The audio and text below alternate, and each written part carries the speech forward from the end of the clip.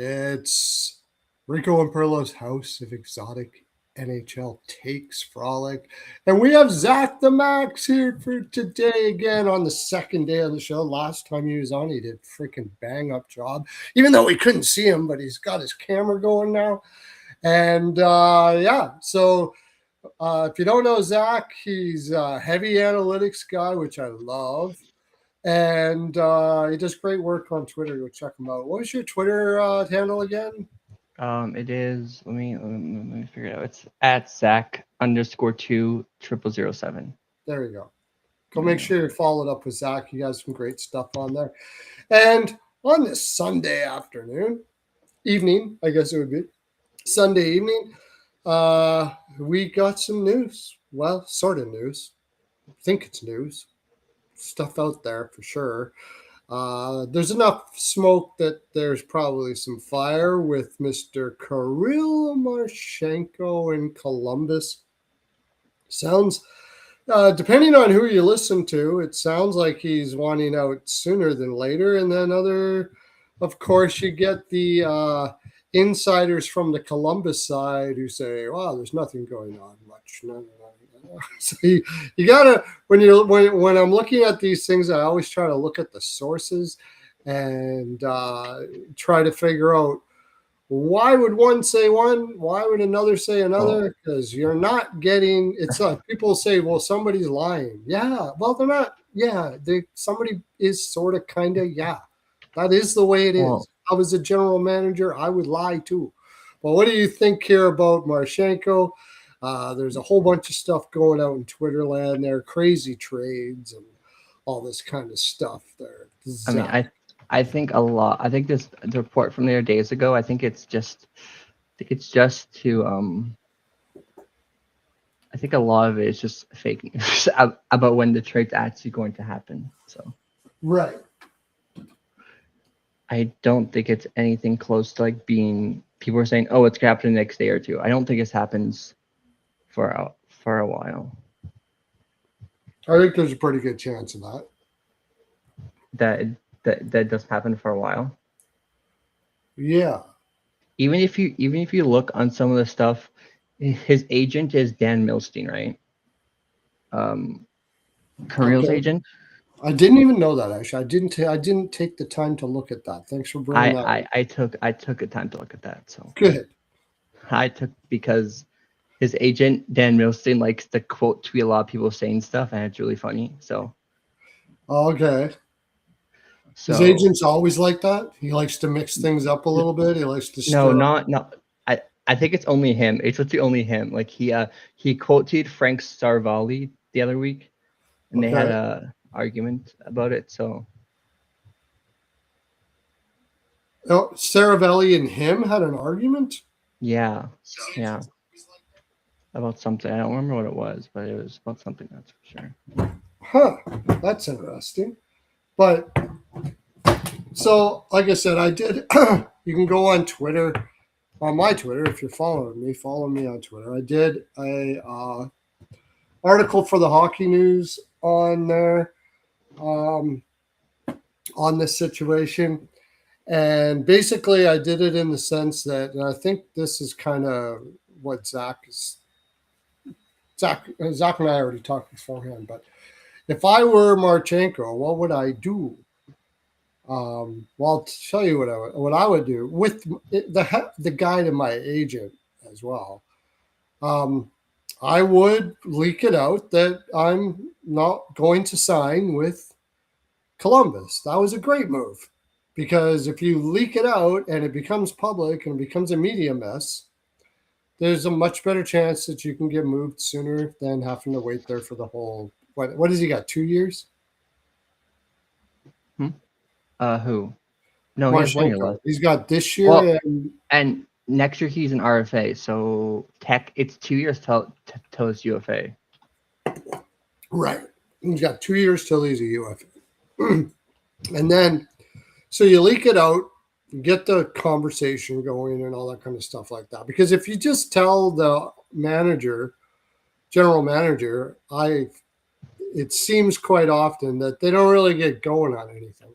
They say, yeah, whatever. But if you put it out in the public, it starts getting something going. You might just piss off the general manager too. But Oh, I mean, then I would talk to my family and establish where I would want to go long term, and pick like maybe what you figure 2-3 teams tops. mm, I think he has, yeah, probably 2 3 teams, right? Right.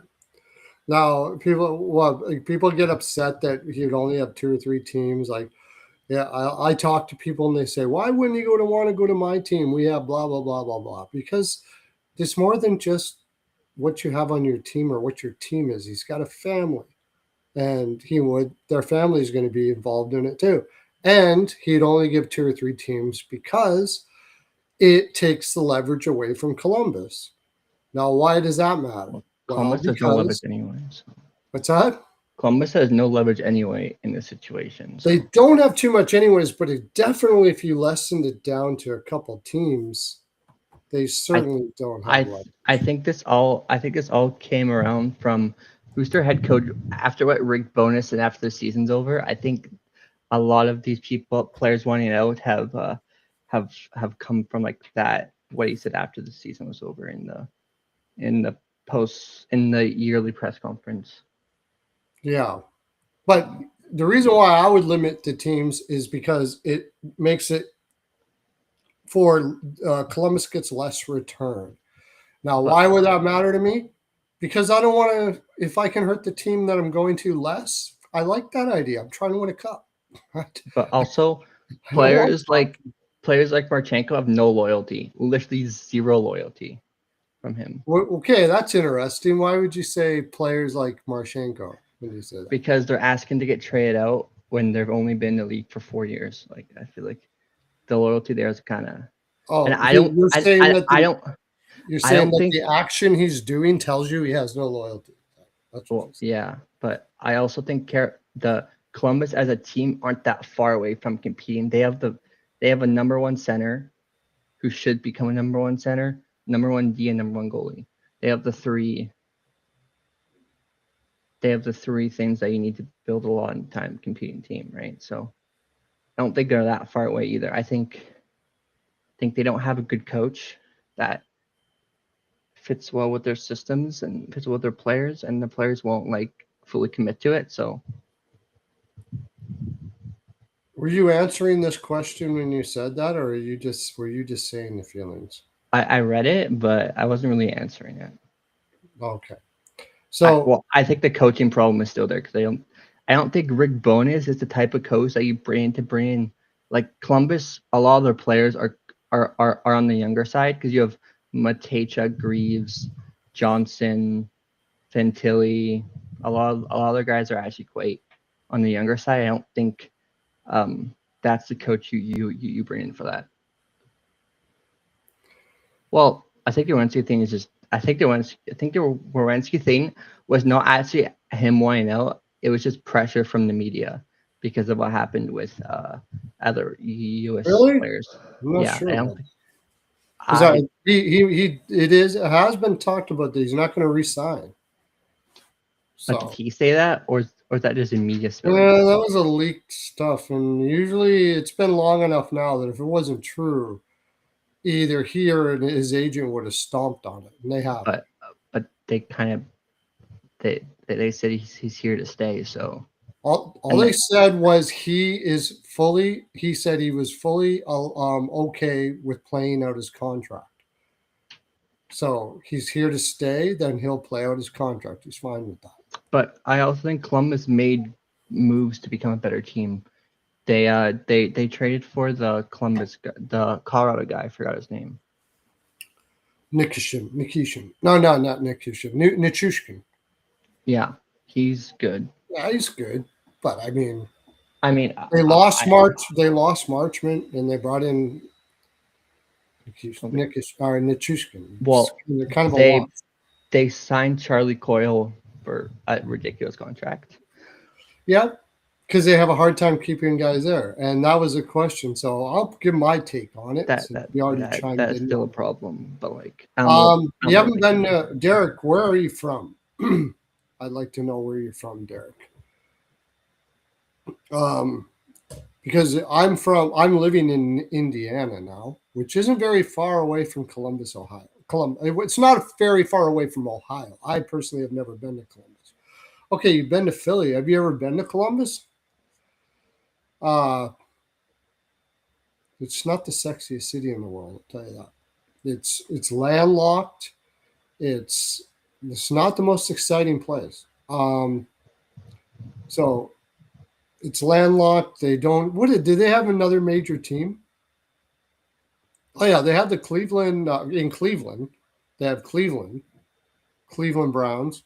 Uh, Drove through it. Yeah. So it's not the most exciting city in the world. They haven't been successful for a very long time, and there's not a lot of sponsorship money coming through there or TV rights. So it's really a struggle for them to be capped out to be playing to the cap a lot. Um, so there's a bunch of reasons there that you know if you have other options, there's sexier cities you can go to. The financial backing for Columbus is kind of up in the air. It wouldn't be surprised me. They have an arena deal till 2030, and it wouldn't surprise me at all if um, something happened there in Columbus. And I think people say that. it. Ohio State. I mean, they got.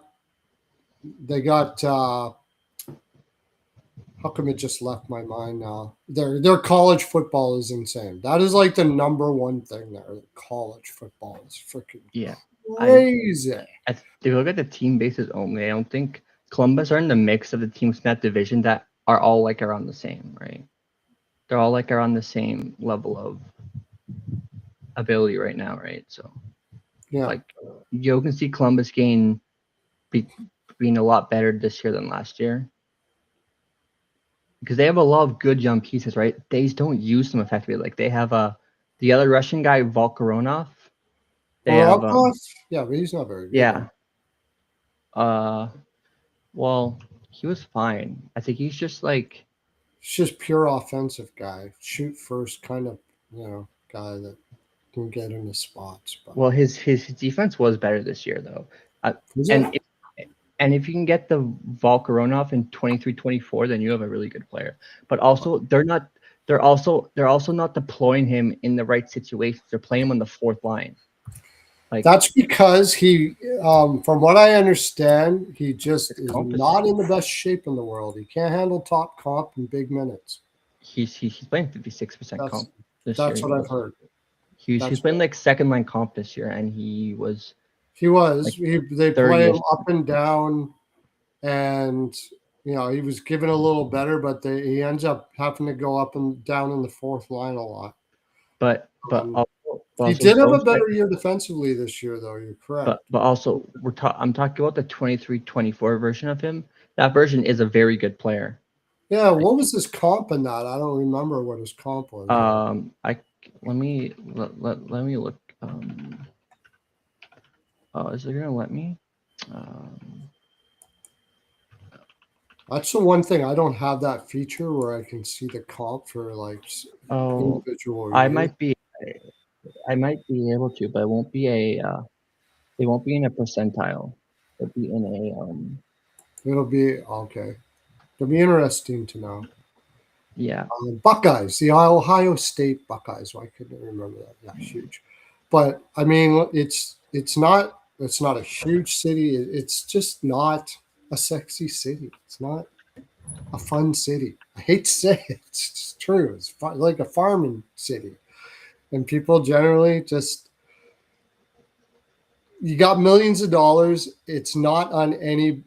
It's not going to be on too many people's vision boards to go to Columbus when you got millions of dollars. His comp this year was 90%. His comp in 2024-25 when he was good defensively was 56%. So Well, so he was playing against high comp. Yeah, he was That's playing like weird. second line minutes comp wise. I just think Columbus, their coaches can't develop guys. Like if you go look at a lot of the guys, if you go look let's go look at some of their players like Cole Shinnikov Sillinger, was right? ridiculous. I don't know what happened with him, but that was ridiculous. Like Oh, Chanikov is great. Columbus is dumb for moving I Chanikov. was He is. all over. I was like, I Me couldn't too. believe Me that there too. was not more I was teams on Shinnikov. well. I just yeah. I'm surprised he should have gone for a lot more. But I think Chanikov in Pittsburgh, I think his offensive weaknesses got highlighted because he's really an only off the rush type player. Him on the Yeah, cycle is not that great. he's primarily off the rush, but he's not bad in all three zones. Like he's certainly worth more than I think it was a second round pick or something like that. Yeah. He should have been playing higher up the lineup. And then I wonder, maybe you're on to something here because I just think they Shinnikov can't couldn't develop find a forward. spot, and they were playing guys that were not as good as him ahead of him a lot. Do they have a I think it comes down to coaching because if you look at coaches they have, they're all these veteran coaches that don't work well with like younger teams, right? Like Rick Bowness has never been the guy that like, oh, let's bring him into our core that's a bit on the younger side. Let's have him develop that. That's not Rick Bowness as a coach. That's really not him. I mean, he Who is did their well with Perfetti in Winnipeg, though. I mean, no? Well, he didn't do well with Ehlers. He didn't do well with Ehlers. He just yeah, but I mean, he played Ehlers exactly the way you need to play Ehlers. Carolina played him the exact same way as they did. well, I think he had more time on ice in he had like 3 more minutes, I think, in Carolina. But they played him with they played him with defensive players. But the difference was Ehlers actually just went through the roof defensively. Well, Carolina. I I think the difference was Carolina's top six is is also really good that they don't need to have Ehlers there, and if Ehlers drives that third line, then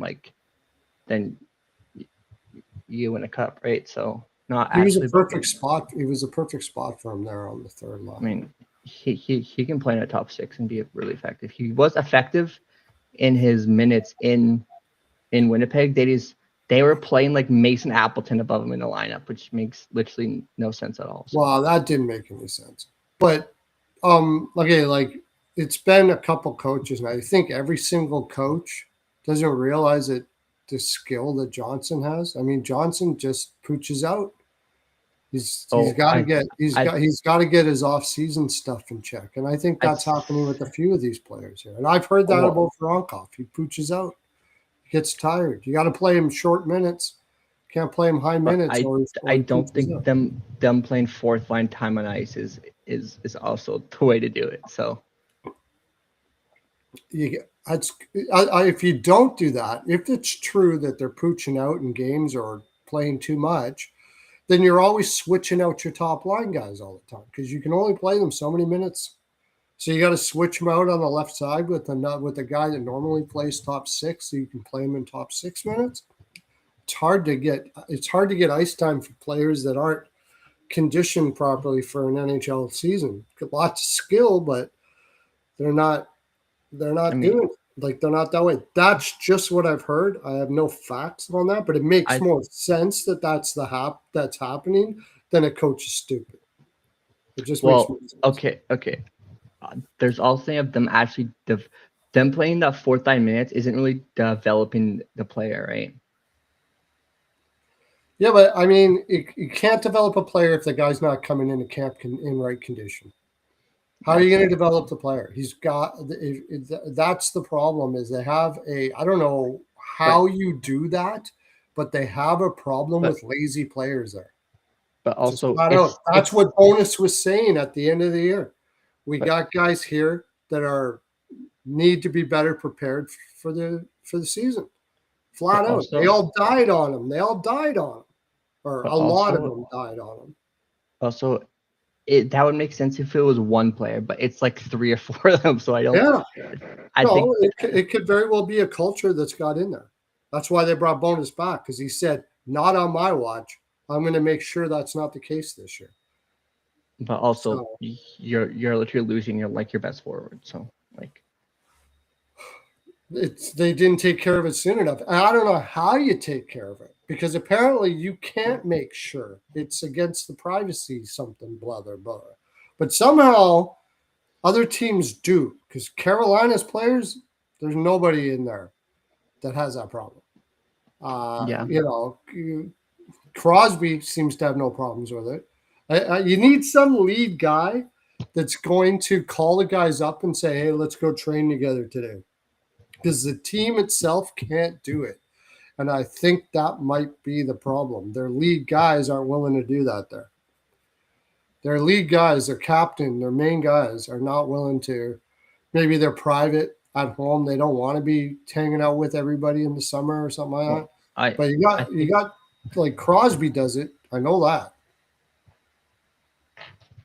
I think a lot of it comes down to like it's just but the culture should have been prioritized way earlier by the management team. Yeah, I don't know how you, like I said, that's something.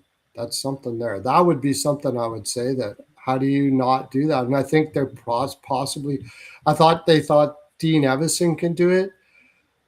I think it really has to come down to your captain. Look at Shinnikov might have been on that list now that I think about it.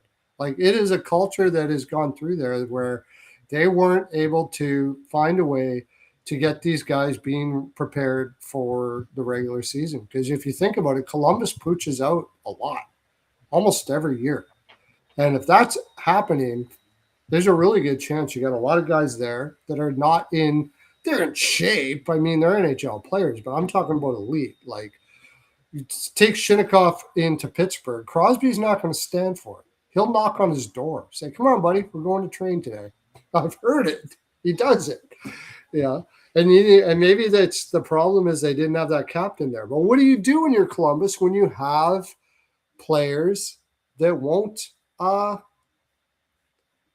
it's hard enough to get players there. So they are a really difficult task there.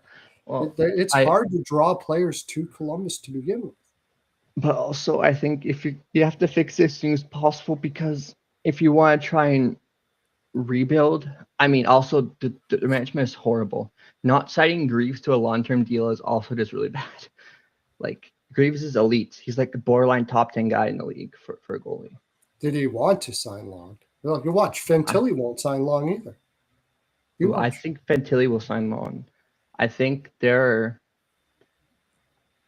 teams like Columbus and Anaheim are very reluctant to pay their young players long term for some reason. Why would Fantilli want to sign long in Columbus? Give me a reason why. If I'm Fantilli, why would I want to sign long there? Yeah.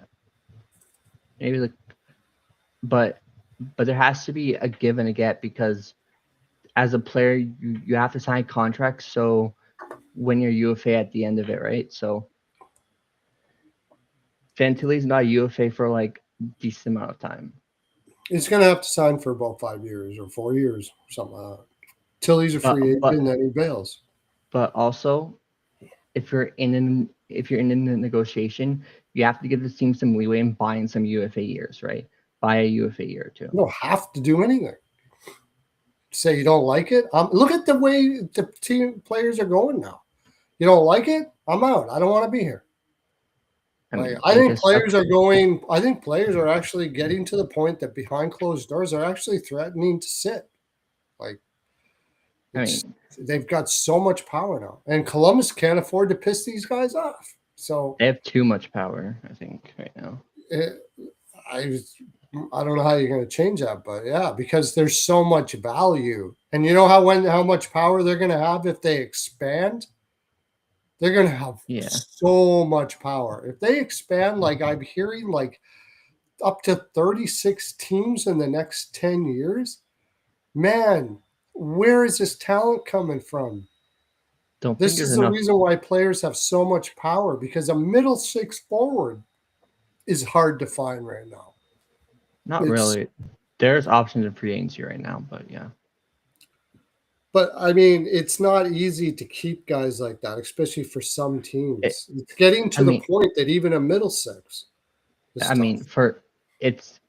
basically going to be impossible for small market teams to actually win. So Yeah, they're going to have a luxury tax soon. I'm positive, and then they definitely won't win. It'd be like baseball. You have like the Pittsburgh Pirates, that the best that they can be is a 500 team. it's because the owner won't spend money. That's the reason owner won't spend money. Well, they can't. I mean, They owners can, but the owner is just money.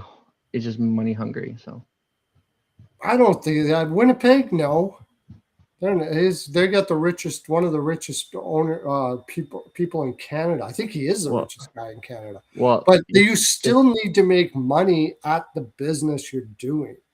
That's the problem. You still got to make money. And these smaller markets, they don't have the big sponsorship deals like Toronto and New York and guys like that. They can spend money. They got money coming out of every hole. You know? You take that same people and you put them in Columbus or got teams like that, they're not going to spend money just for the sake of spending money. They didn't become billionaires just throwing money out the window. So it becomes tough. There's going to be a luxury tax and almost positive, and then those owners will make money and keep the team as a 500 team forever and ever and ever. That's what I think is going to happen. They can't. So they're going to abolish the salary cap, is what you're saying.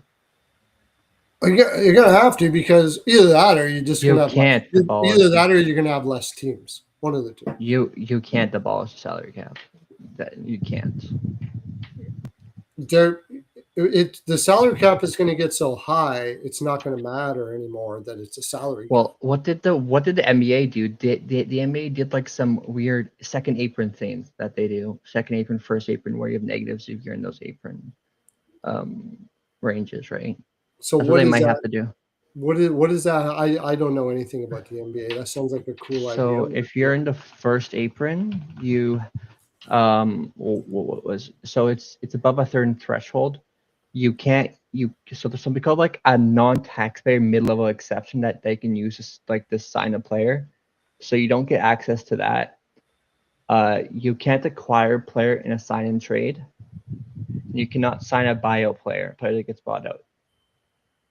And then for the trade rules, you cannot take back more salary that is sent out. And you can't use trade exceptions. Which is what they might have to do. If they want this many teams, they're gonna have. Well, the NBA does have a salary cap. There's the hard cap, and there's the second apron, and then there's the first apron, right? So, and there's the cap floor. I don't know what it is, but I mean, there's not much parity in basketball right now, is there? Oh, there is parity. What do you mean? There is. Yeah, the Knicks just won the championship, and what? That's true. That's yeah. So yeah, I mean, when I say a luxury tax, that if they're put their mind together, something has to be done, because it can't keep on going like this. Only if they had like six. If they had six more teams, because the cap is going to keep skyrocketing by like an insane amounts every year. Yeah.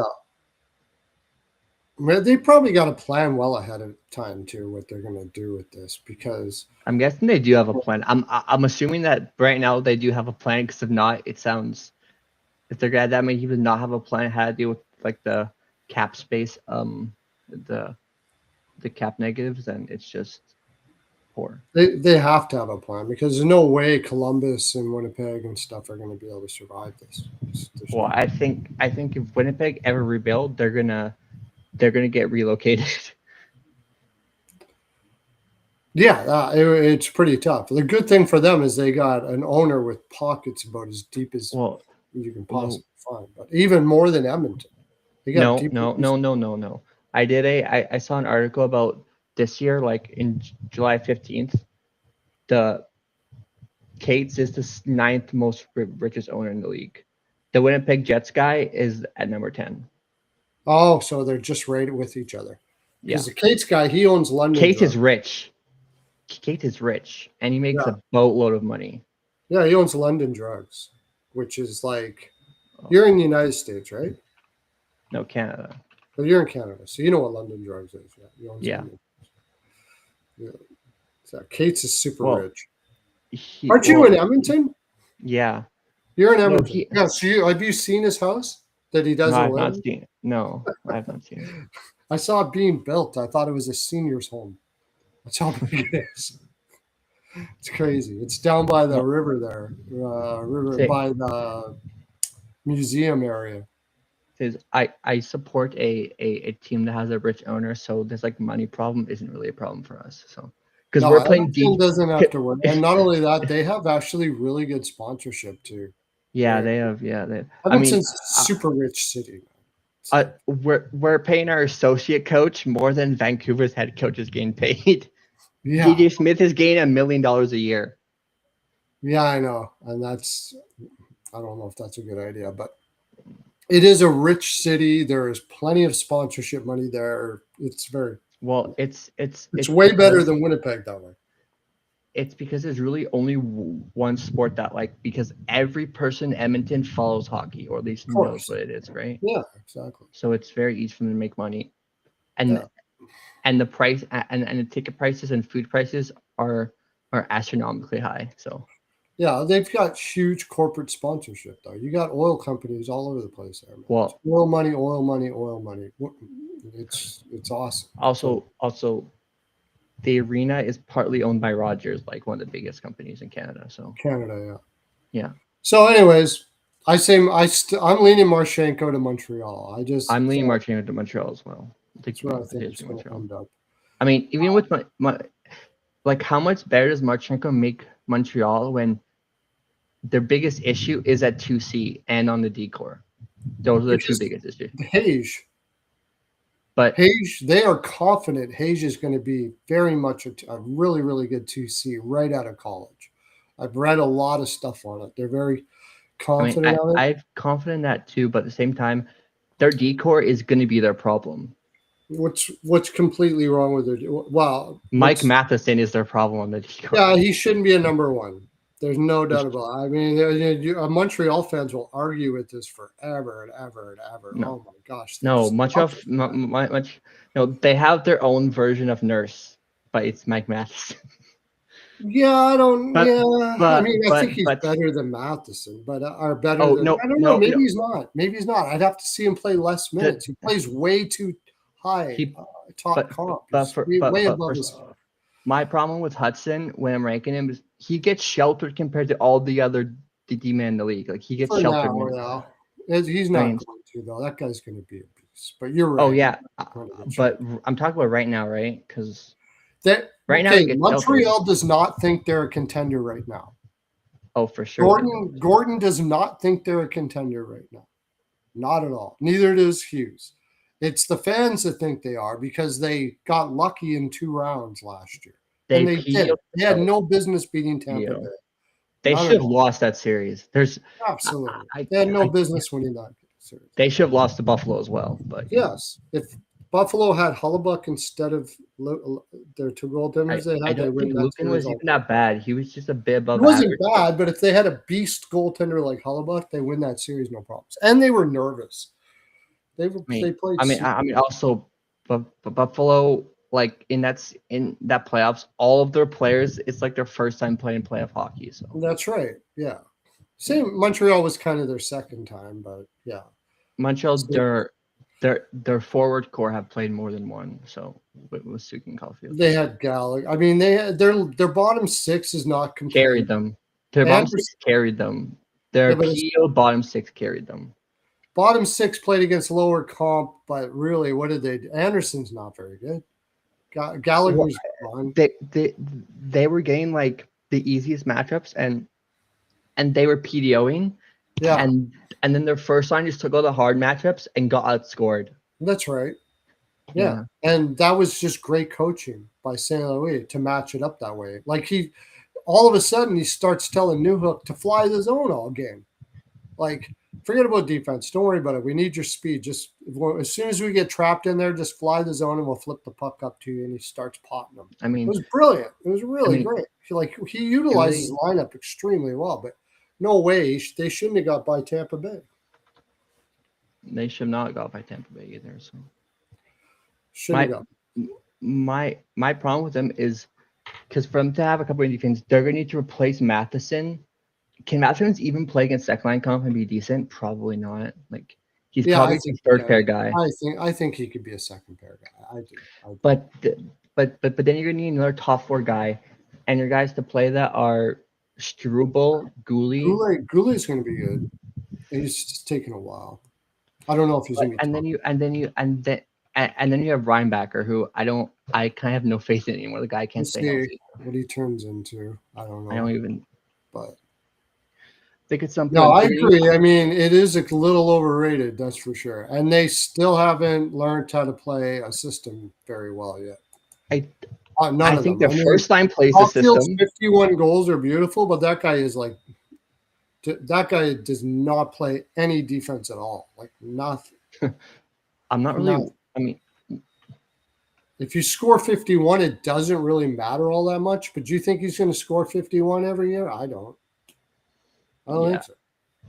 You don't do it in the playoffs when you play like that. Well, also,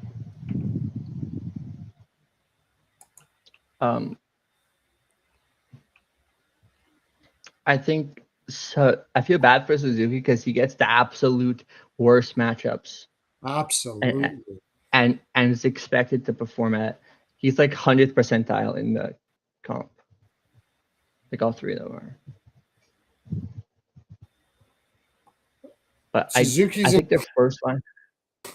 And Demidov is going to be too. Yeah. I think Demidov is going to be they're fine. Bolduc needs to play higher in the lineup. I mean, yeah, he gets shafted by their coach. You see it the same way I do. Doesn't it feel like it's kind of... Sorry? I missed that. Sorry. I missed what you said. Sorry, I was talking over you by myself. Bolduc gets horrible. Like, his analytics are great, but his coach doesn't trust him. I don't really understand why. Yeah, they're just bringing him up slowly. I don't really mind that, but I do see what you mean. So like, it does feel like this team kind of does it with smoke and mirrors, right? It kind of does. I saw Mike. I saw someone on Twitter saying Montreal are making analytics point useless because their expected goals for is so bad. No, it's just that they only shoot high danger chances, and that's their whole system. And their players are scoring them at a rate that's not sustainable. That's the point. That's the smoke and mirrors I'm talking about. Yeah. St. Louis has them in a very good energy that has them feeling it. They're feeling it. Caulfield's feeling it. They're nailing things. He's awesome at producing a really good energy. When you see a team play with a high shooting percentage like they do, nailing stuff like that, is high energy. If that energy changes, though, in any way, it can fall off real bad. But yeah, with those energy, you're not going to get consistent production, except if you're Caulfield, because he's just an elite level shooter. But the other guys, they're going to have stretches where they're on a cold streak, right? Where they're not finishing their chances at all. Yeah, and when they do, what do they got? They're not they're not a very good system team. They haven't learned. I don't even know what is St. Louis system that he's trying. Well, wait, I have the. I think it's a man-on-man type of system, but I have what's it called? I look at hockey tactics. Like I bought the book for it this year, and it goes through the system for each team. Let me go find it for Montreal. I gotta turn my camera off a little bit. Okay, what are they?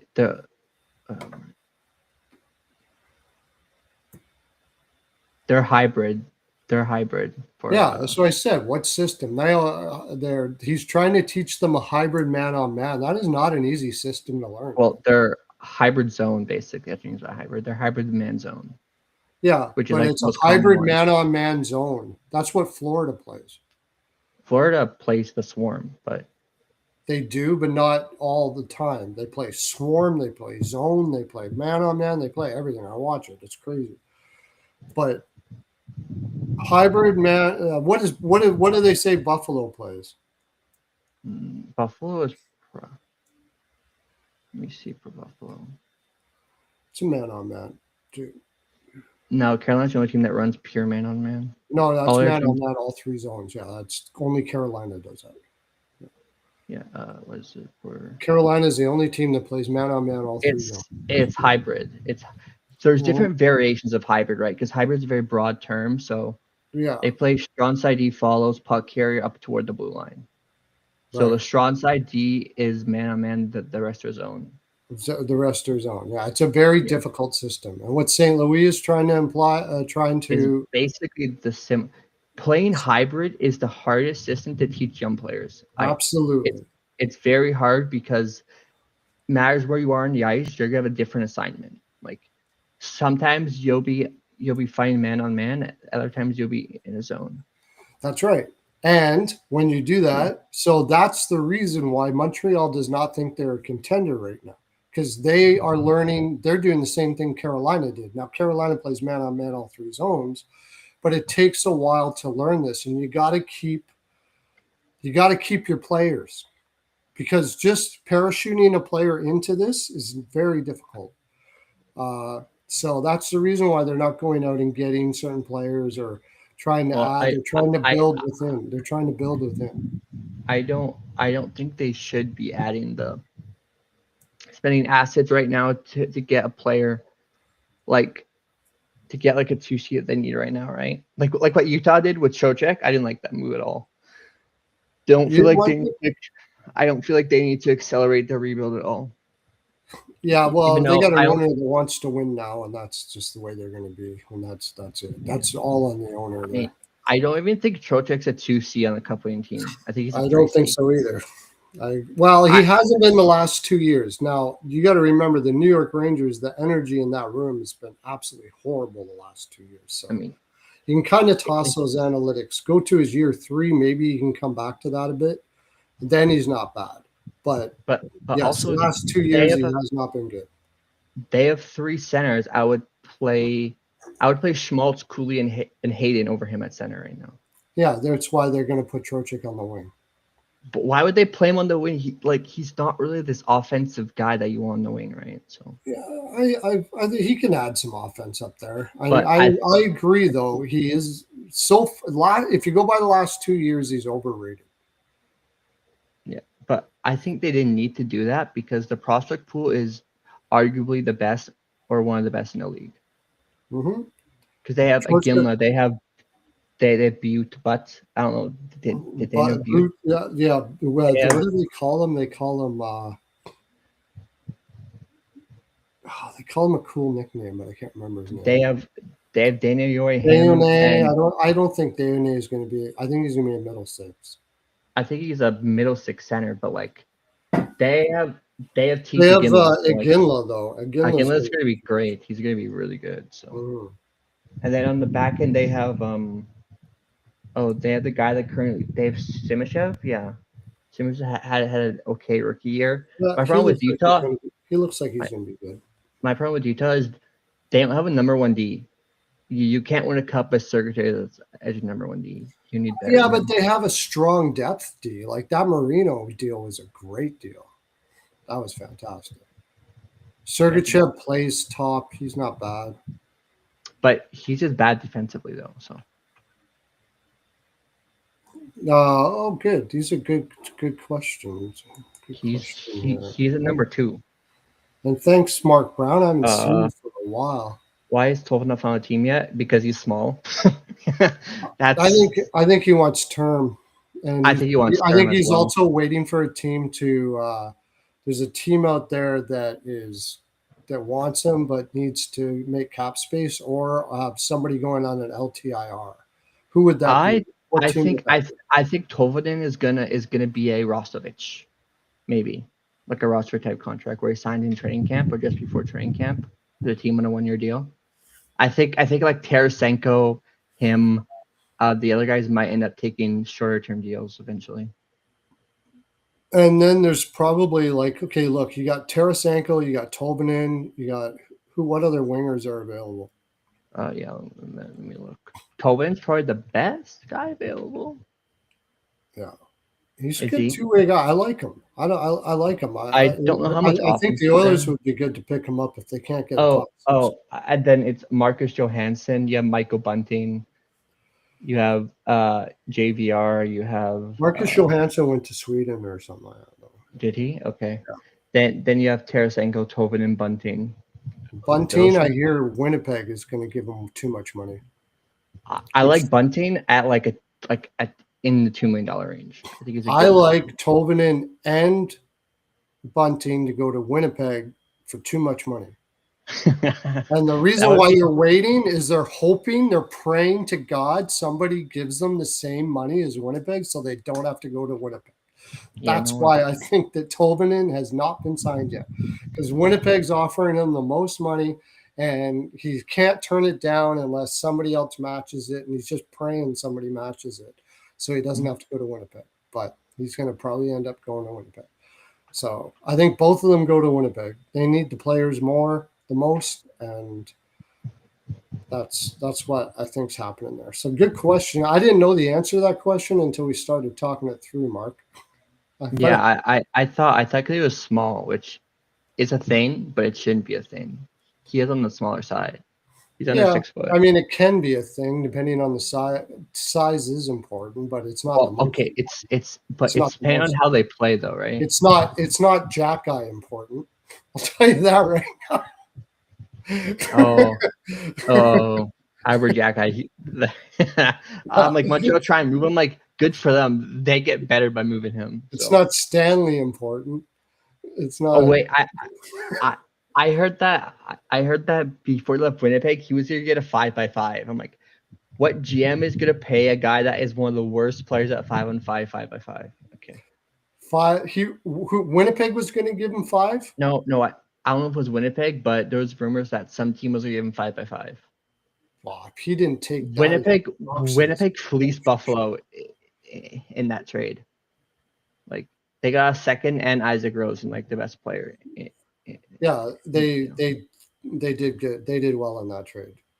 No, what about Zary? Connor Zary? Is he just Connor Zary is out there, but I don't know. He's just gonna stay in He's not a good bottom. He's not a bad bottom 6 guy. I don't mind. Are you paying a second-round pick for him? No, probably not. Wait, but how old is he though? He's 25, right? He can still. He's a good defensive guy that played like third-line matchups this year. So, like I said, these are the guys I think Winnipeg are all over. It's just they got to overpay these kind of players to get them to go to Winnipeg. I think everything is waiting on the big players to go, right? Like Marchenko, and then is any other like top 6 player going to become available? Guys, I think these players will love to sign for Edmonton for cheaper deals on a 1-year deal to cash in next summer, but Edmonton are trying to get higher. To try to get better players, right? Yeah. As it stands right now, I think Edmonton's probably going to end up having to wait till the deadline.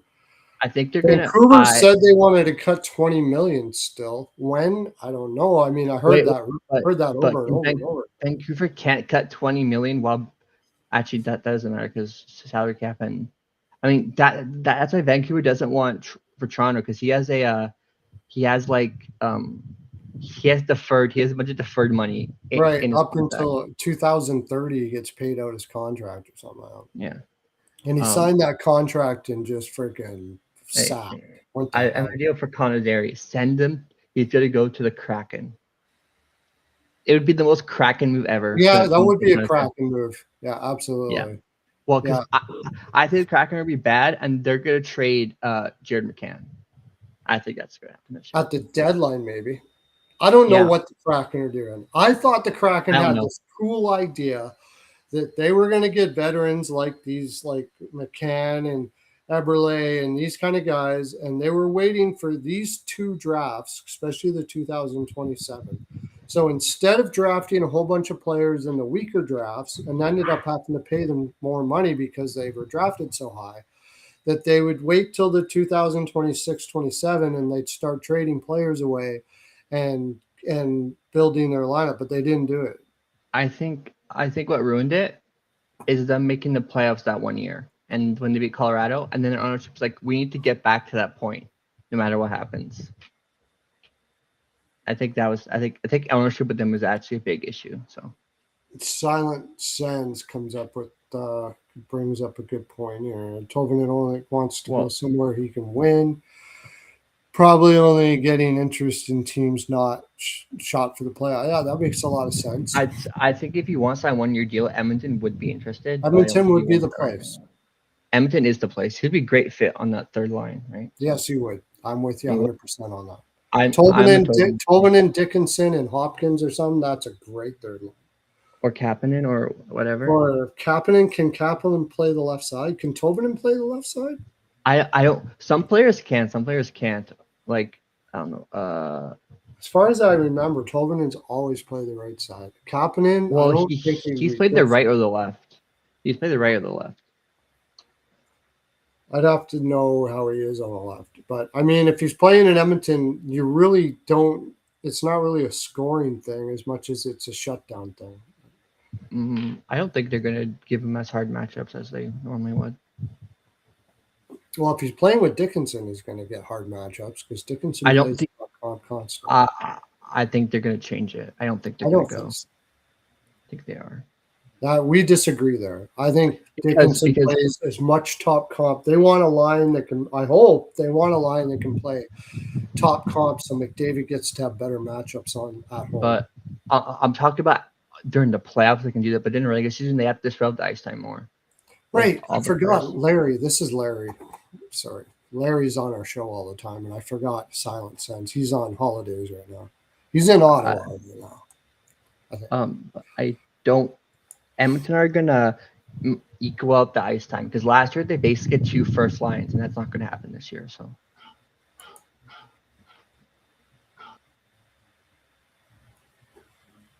I mean, they're going to equal it out. Yes, I do think that there's lines going to get more ice time.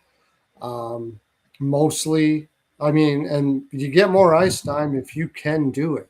And I don't think they could do it last year. They didn't have players. Last year, I think last year they couldn't. I think this year they have the players to do it. Will they actually play up to? At this moment, what's different besides Dickinson?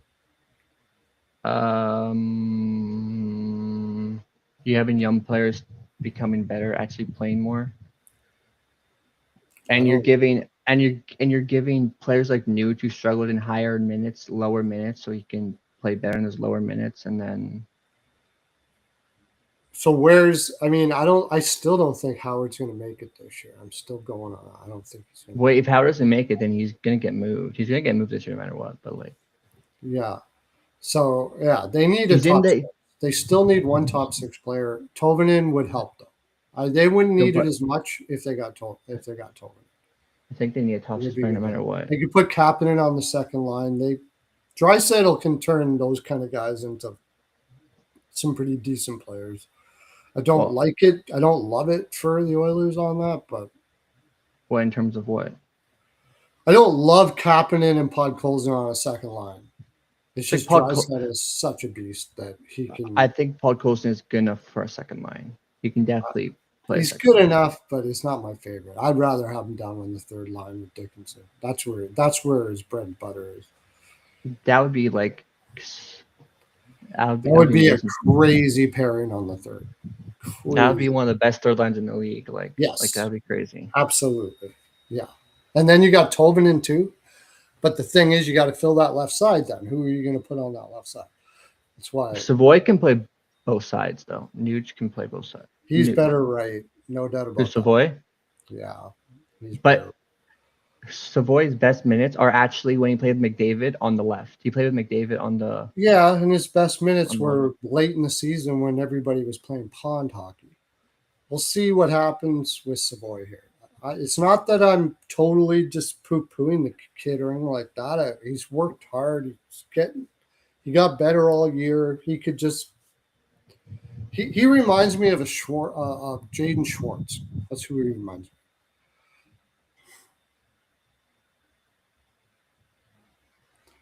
me. You'll ask, oh yeah, Mark Brown's a Rangers fan. All right, I forgot about that. The big question out of New York: where is Schneider getting sent to? The AHL. I don't think Schneider's as bad as everybody says he is. Oh, I think Schneider's horrid. He's horrid. What? Let me He's look. so bad. He's so bad. I don't think he's that bad. He had a last year he wasn't he bumped up a little bit. He played against me. He played against decent competition. I mean, what is he, 25? Yeah, he's not I don't think great. he's a top four guy. He's not great, but he's a third pair D. Come on, dude. That's what I'm saying. He's not. He's getting paid like a top four guy though. So 5.5? yeah, Not really. Look at what some of the guys are getting down there.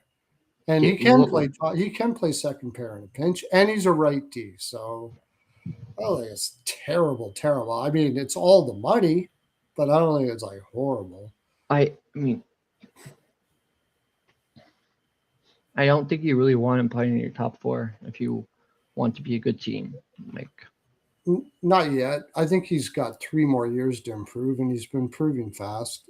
I think he could be in another 3 years. I think it's a good pickup for somebody to give him a good shot. I think it's a good pickup for a team that's on that needs to develop guys.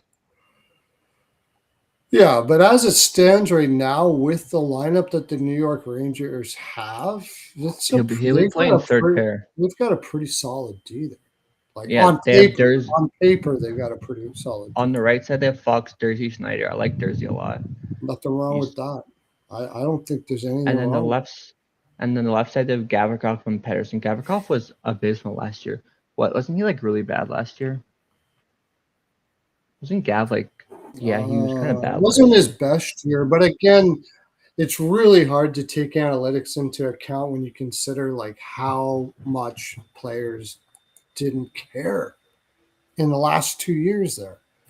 It was a real struggle energetically in New York. Panarin was on their way out. Like I think there was a lot of just don't have it because there's so much drama going on there. Yeah, he didn't have a great, but he still was good defensively. He wasn't as good as he was the year before, but he wasn't bad. He just wasn't driving play like he normally does. I didn't mind him. They also voluntarily play Matt Rempe in their lineup, so that's also just a huge thing. That's bad. Yeah. I mean, I agree. It's not hard. Their forward core is really good. They have Dorofeev, Lafreniere. They have Perot. Right, so I don't mind him there, Mark, at 5.5. It's only a 1 year though, wasn't it? Yeah, it's a 1 year deal. I think he's a UFA at the end. Yeah, he's a UFA at the end, so they'll probably use him somewhere. Oh, he's an RFA at the end, so I was wrong. He's an RFA at the end. They'll probably use him somewhere. On the third. What about Robertson? He had a pretty. I think he did much better than I thought he was going to do. Who? Matthew Robertson? Yeah. He was good for them, but he was sheltered minutes. Yeah, sheltered minutes, but at 25 years old, I just think the D is okay. What do they got coming up? I don't think their prospects are kind of bad. Except for the guy, what is his name? Schmitz. Dave Schmitz. Albert Schmitz coming up, but I mean he could play sooner than people. He could play. He could play this year. He could play this year. Yeah. I mean, he's probably answer ready right now. He could come in and play better than Snyder in his rookie year. I think he's answer ready. Yeah, we'll see. He looked good against at the Olympics playing against men. So like different game, yeah. I don't know. We'll see how he is. I like him a lot. I like his confidence and I like his attitude. If I like him, but at the same time, I would have not gone for him at that pick. Right, there was better guys I liked more. So yeah, I mean, I like Reed way more. It's where I think he's one of those guys that is going to get overlooked his whole career on how good he really is. Well, he's That's what I think he mostly is. He's going to be a strong defensive defenseman, put up 20 to 30 points a season. like picking on the top 5. Are you sure that's good value though? Like when you can get like a number 1 Dean Reed potentially, right? Depends So on what you're. Oh yeah, I mean the Reed. The reason why. Here's the thing. We were talking about this yesterday. I think some of the thing some of the things that are happening here now with the salary cap is the way it um, is that teams are really looking at players' attitude towards money.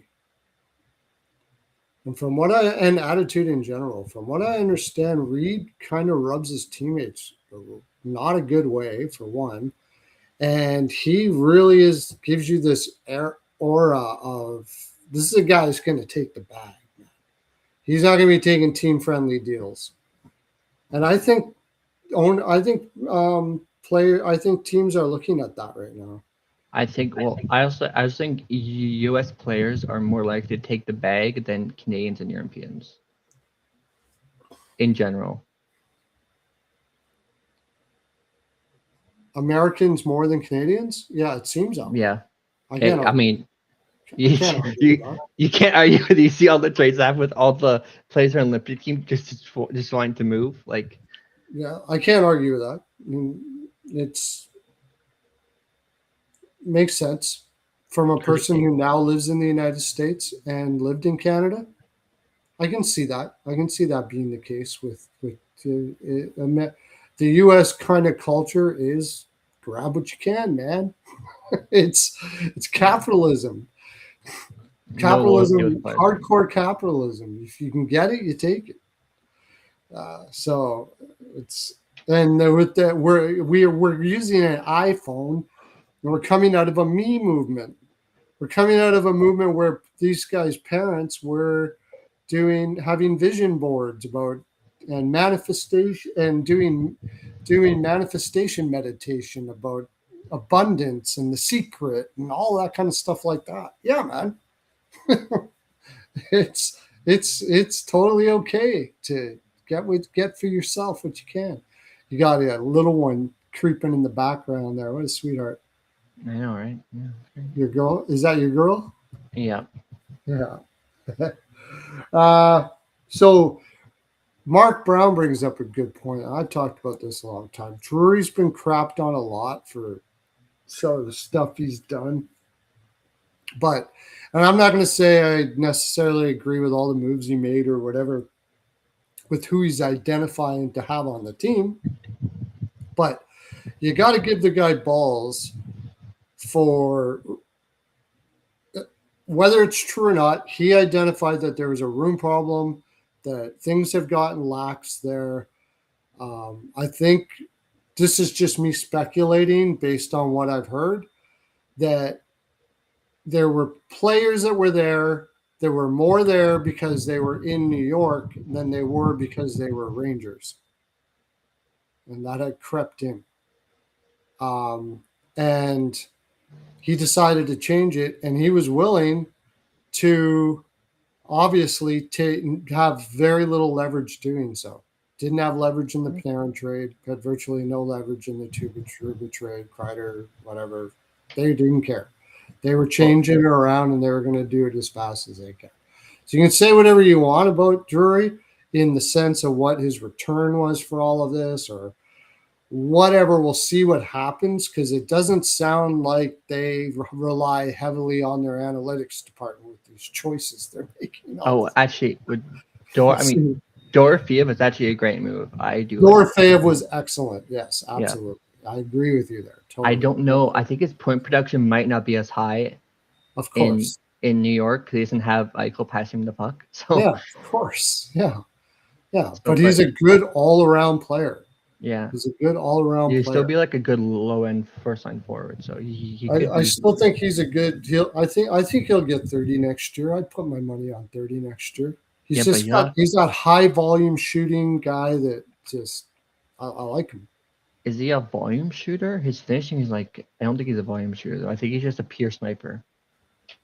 Yeah, if you give, especially at home, look at his splits. He shoots way more at home. I know because I used to bet him over his shots at Is home all the is time. is that like a confidence thing? That's got to be like a confidence thing. It's got to be a confidence thing for sure. What, the shooting lots? Yeah, Does he's a shooting more at home? confident guy, and the coach Yeah. tells him, "You got a shot, shoot." that's I mean, that's it. but do you trust their coach? I don't like Sullivan that Sullivan? much. He's Uh, fine. He just whatever. He just I don't know. It's honestly how much. This is the big thing that's been hanging over Sullivan's head in his years in Pittsburgh. How much was it Sullivan, and how much was it Crosby? I don't. I think Sullivan, from from stuff I've seen from Pittsburgh fans, he's not that great at developing players. And New York as an organization has not been great at developing players. Like they almost botched Lafreniere's development. They How definitely much did botched. how much did he have to develop in Pittsburgh though? Rutherford traded away all their youth before it ever got there. That's true. So we'll see how he develops young players because he's going to have to now. Yeah, But because they have to develop. New York have not been a good developing team. They have to develop Lafreniere, which he's already fully developed, but they have to develop Perot. yeah, Pearl looks good. He looked very good. Cooley looks so good as a middle six. Don't mind that. Yeah, Laba, Laba, I don't know about He Laba. he looks like a good defensive 3C. You think he's going to become that? Let me check that out. I know they love He his didn't play. attitude. He didn't play. He didn't play high He didn't play matches high this year. comp. Yeah. He didn't play high comp, but like even him putting up those numbers in low comp as a 23-year-old is somewhat encouraging. So he's 23, so Defensively, yeah. And yeah. he was good on the PK. Really good. But I know one thing, the thing they love about him the most is his attitude. And that's really what they're changing there. Like Laba's got very professional, hardworking, get better every day attitude. And that's what they're looking at. And that's the reason why he made the lineup, and he'll probably stay there. I mean, A lot of these guys they're picking up, like Green Tree. Who else did they picked up? That fellow they picked up from Utah also has that about him. wait, was this in the Trocheck trade? Yeah, the Trocheck trade. Good, solid, probably in Oh, three. Cole Baudouin. Baudouin. Yeah, he's probably their best prospect. It's probably him or Schmidt. His attitude is similar to Laba's, and Green Tree is like a captain type mentality. These are guys that go to war, and that's what they want, and that's what they're. I think the biggest question is why did they sign Corpusalo? Why did they trade for him? Sorry, or sign him? Especially at the price, I couldn't tell you. What's happening with Dylan Grant? He was amazing last year in his limited games when he played the end of the year. He was very good. He should be the backup to Igor next year. That's the one I can't tell you. Yeah, I don't know. I don't know what they're doing. Corpusalo's been like the worst goaltender in the league 2 years in a row. I don't. Unless they're gonna run 3 goalies. I imagine they will, but I mean, aren't they paying him like 4 or something like that? Like they're paying him 3. They're paying him 3. Yeah, 3. Pretty high. I mean, it was trying to go 3 goalies because every team is kind of just adapting to this 3 goalie system now. Oh, Rico just got back from a Bush concert. It's Gavin, what's his name from Bush? He's out there now again after he put his career on hold and his old lady left him because he apparently slept with the pool lady or something like that. Gavin Rothschild. That was brutal.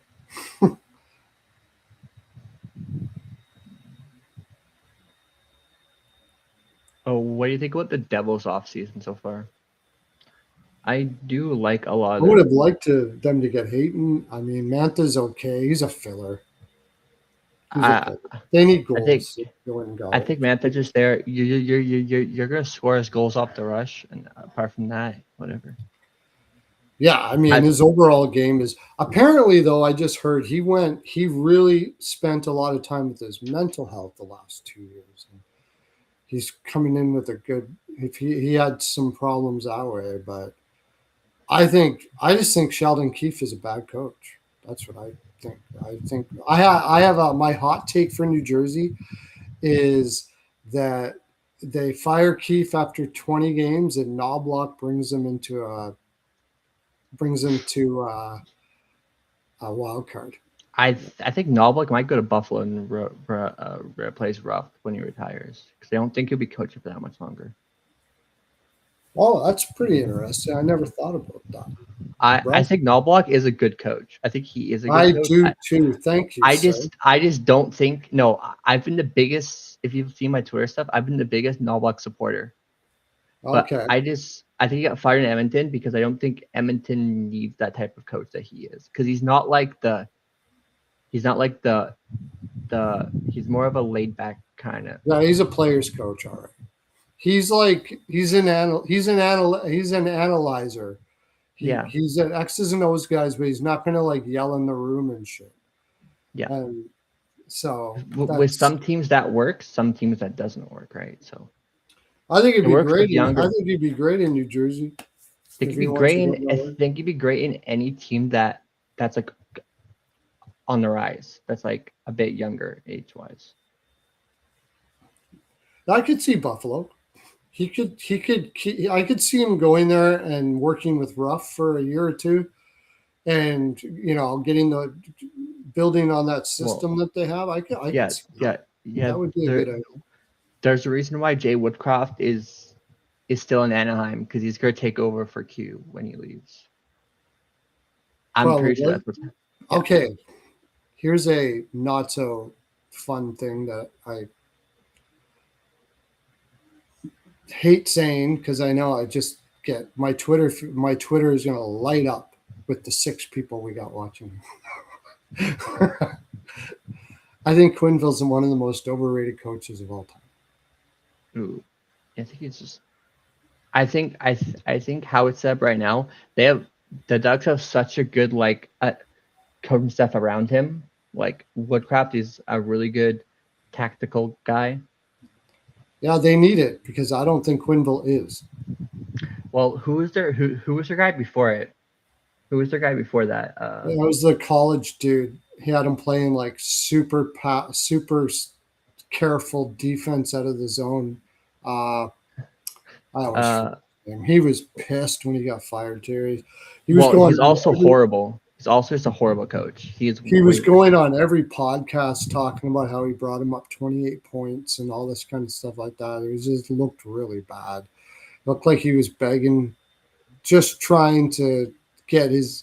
I mean, he was trying to defend himself on the way out back to college again. He also was just when they asked about Mason McTavish being a third line center, I was like, I like him there. I'm like, no. That was just funny. He's just not a very good coach. I don't remember his name, but he is not a good coach at all. He played this very simple collapse system and it was one of those and like the forwards did have to come back, but it was very slow out of the zone. And you know who else kind of does that? Gullickson. Oh wait, well no, he's also not a good head coach either. He's not. Yes. Dallas. Well, if you look at Dallas shot tables, all their shots are like from the inner slot and don't shoot from anywhere else. Like it's a very careful system that slows down the game, and it just doesn't work. Doesn't work. I mean, they also have one of the most overrated goalies in the league in Jake Ottinger on their team, but okay. I think he's quite overrated. He literally got outplayed by D. Smith the last 2 years, or almost the last 2 years.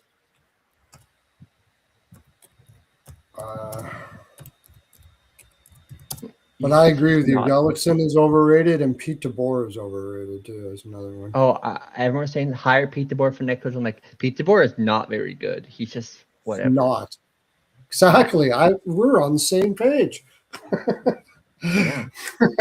On a lot of things, he's not good. The Islanders are going to suck so bad next year. Well, at least the Islanders will have a system now under whoever their who's their last head coach? Patrick Waugh. Okay. They were not running the system. I'm going to defend Patrick Waugh. They did have a system. Their Different system players. was an offensive possession system because he knew he had no defense there. That's True. why he did it that way. They had to burn themselves out in the offensive zone and hope that Sorokin saved in the back. If you try to play DeBoer's system with that defense, with that team, they're fucked. They're fucked. Yeah. They're not going to be What's winning it called? shit. I don't think the difference between Babcock and Smith this year is going to be that big of a difference between DeBoer. Don't think the difference between those coaches in terms of how good their coaches are is that different. Wait. Do you think that Babcock is going to be basically the same as DeBoer? No. I think at worst he'll be at the level of DeBoer. I think he's probably better than DeBoer right now. I don't know. We'll see. I mean, he's like Cassidy in a lot of ways. He's like he's like Cassidy. He plays a similar kind of system, but the problem is, kind of like Hiller. Hiller knows what's in his brain and the system to play, but I'm not saying that it's different reasons. But Hiller and Keefe has his players playing so freaking tight. Like, look at New Jersey's shooting percentages last year. It was outrageous. They were playing so tight. They weren't playing loose. Remember, we were talking about energy and how Montreal St. Louis has his guys playing with that energy of loose and feeling confident. Keefe, Babcock, and Cassidy are like the exact opposite. Well, I think it's hard to judge Babcock because he might or might not run the same system as he did before, right? So also DJ Smith has a lot of power. I imagine he'll do the same. I don't remember him ever doing anything different than he did. I think he'll do the same. It's also different now because DJ Smith has a lot of power as the associate coach. Like, you and I don't agree there either. I don't think he's very good. I don't know what the hell they're paying that guy that much money for. I have no idea. I don't agree with any of the coaching decisions. I think a lot of the coaching stuff, it's based on, it's hard to tell from a fan perspective if the coach is good or not, because there's not a solid way to actually determine if that coach is helping that team succeed or not, right? So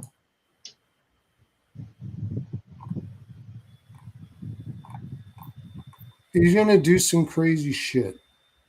Mm-hmm. And it's just going to be how the team responds to it. I don't think he's a bad. People think, like, I hear people saying he's a bad coach for McDavid. I don't think that's the case. I don't think that's. I think McDavid wanted this. I don't think he's a bad coach for McDavid. McDavid is kind of a prick. Like, true. He's going. Yeah. So I don't think he's going to be. I think he's going to support Babcock in a lot of ways. Like, when Babcock does some of his crazy stuff, like what he did with Marner there, McDavid's going to say that was a good idea. Good for you. Yeah.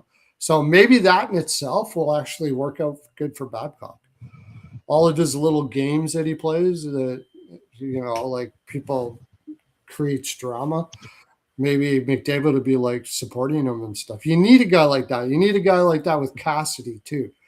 You got to have guys on there that support him and can say, look, don't listen to how he says it. Listen to what he says.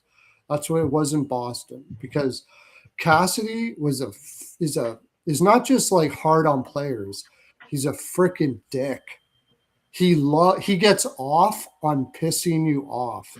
He gets off on being a bully to you and putting you down and beating you down and saying whatever he can to get you pissed. That's not hard on your player. That's just being a prick. And that's what Cassidy's like. And Babcock takes his certain players and does the same thing. He gets off on it. So you got to have people out there that are kind of like, just listen to what he says, because he's very intelligent. So is Cassidy, immensely intelligent. But he just gets off on pissing people off. Yeah. I'm trying to find. Greg Cronin. Oh, that's the guy. Yeah. Yeah.